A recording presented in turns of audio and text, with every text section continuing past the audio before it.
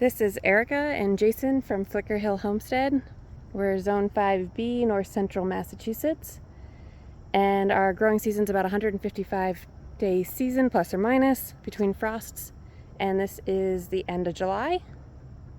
And we are talking about mums today.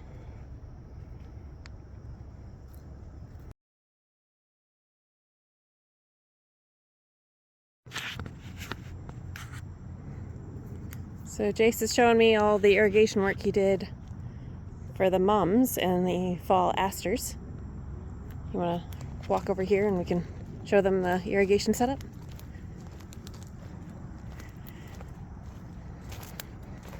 So we had to do some adjustments on our water situation because the water actually comes from the house there over to the shed. And then the shed splits and goes to the field gardens and then down here and comes into this unit. So ideally this doesn't want to be this way, but I need to get an adapter so that that's not kinked like that. But Okay. and then this is the irrigation that I added. So a filter and then the pressure regulator or the pressure reducer. Yep. This is the drip irrigation for this bed. For the tomatoes. Okay. And then we've got the hose link right here. And that leaves us one more. For maybe the greenhouse. Something. To be so determined. then that runs down, and I just ran it under the mulch. And the mulch, mosquitoes are everywhere right now. The mulch was really torn up here because of the rainstorm, so it looks a lot better. And then it runs along here. And here. And then you can see comes out of the mulch right here at the T. And so we have it run, let's try to show you guys, two different ways here. So across to the right here is all the extra large mums. These are triples. And each one of these has a valve that can be shut off independently. And where did we get all the components? Drip Depot. Nice. And then Griffins. Yeah. Yep. So Drip Depot, we got all the fittings and the hose and the valves. And then Griffin, we got this and the spiders, the drippers. But we could have gotten it all at Drip Depot as well, I think. And did you have to poke the holes where you wanted them? Yes. And then you had to put together the spiders, or were they already put together? They were already assembled. And then you put the watering spikes here. Put them on the outside of the pots because the mums are going to grow and be twice the pot size in theory.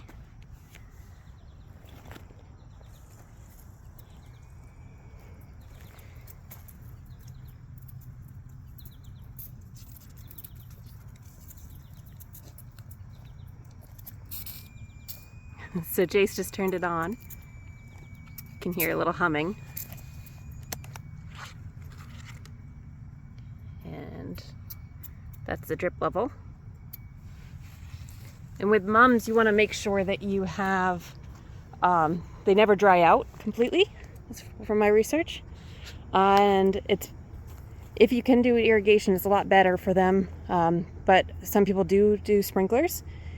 With the amount of rain we've got, we actually didn't have irrigation on this until yesterday. So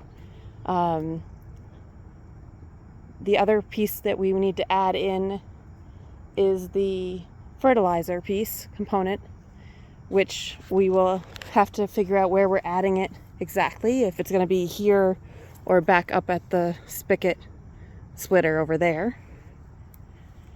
And mums are heavy feeders. So I've just been doing foliar feed currently. So these are the larger mums, so these are 36 inches apart. to each dripper, and then the smaller ones are 28 inches. I wanted to go an even number to make it easier, but 24 was too close together over there, and 30 inches was too far. So. And these are 11-inch pots, I think, or 10 and change. Yeah, and these are 8s or 9s. These I think they're 8s. I don't think I could get 9s. And these are orange. Oops. Flip that on.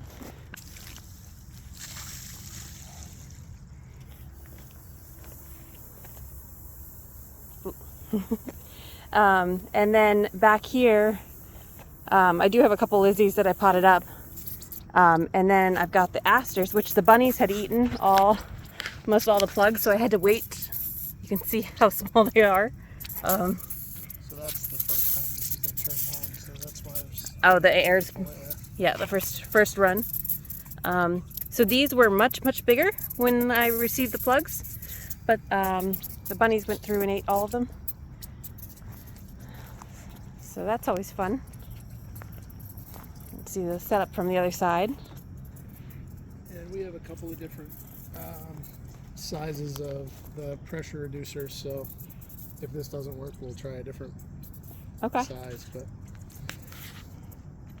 just from what I researched, it seems like that was the right one. I think it's 20 psi or something.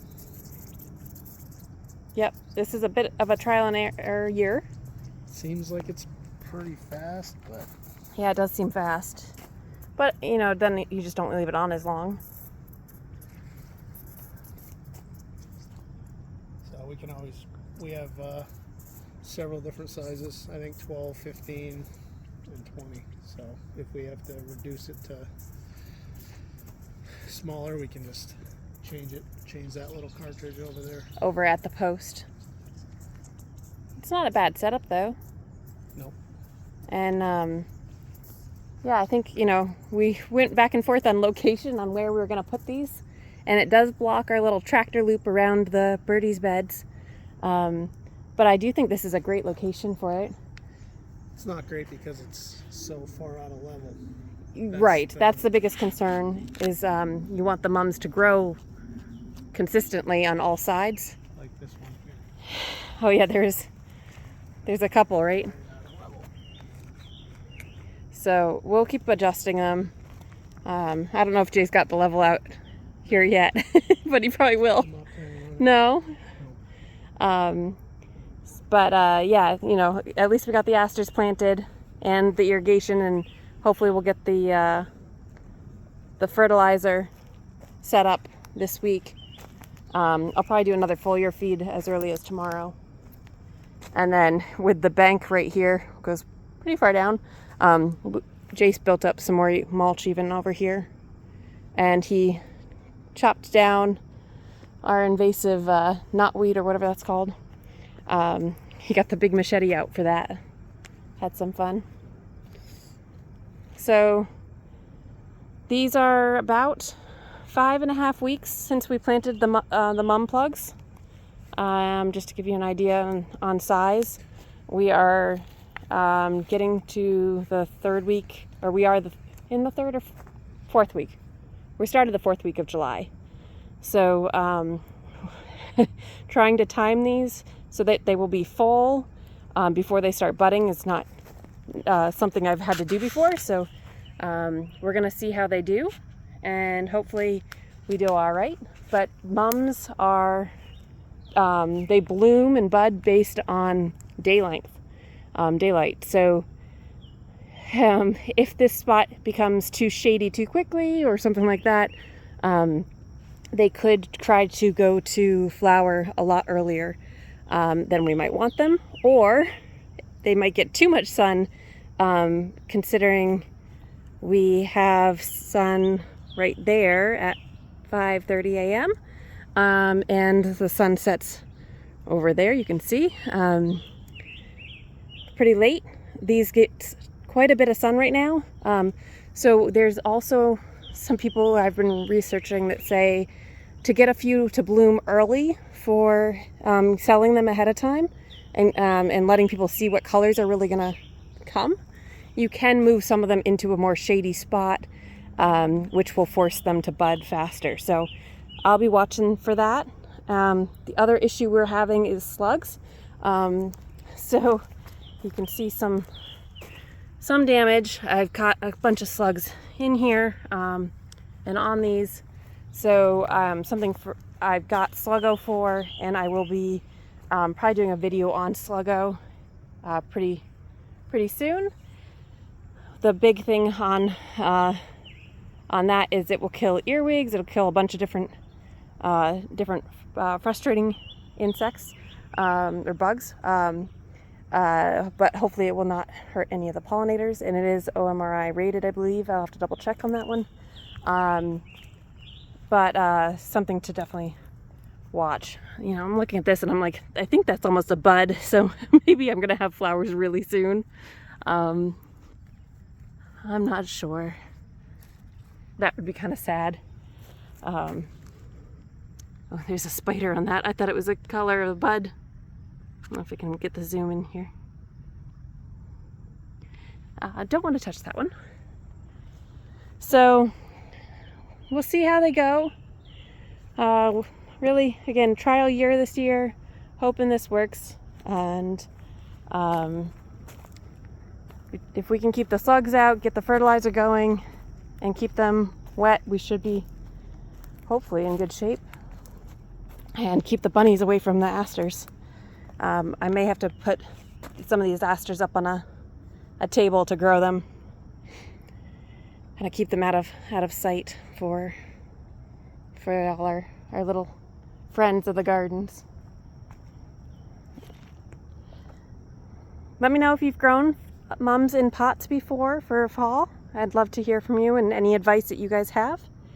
And if this is your first time and you're thinking about it, some of the main reasons that they are great is once you have all this irrigation set up and once you have all the base stuff, then it's actually a pretty good cash crop in theory if you can figure out the market. So that's why we did the extra larger ones with the triples and then asters, and we still kept with a very standard orange with a yellow center for the smaller ones. So we're not competing as much with Walmart as and some of the other local box stores.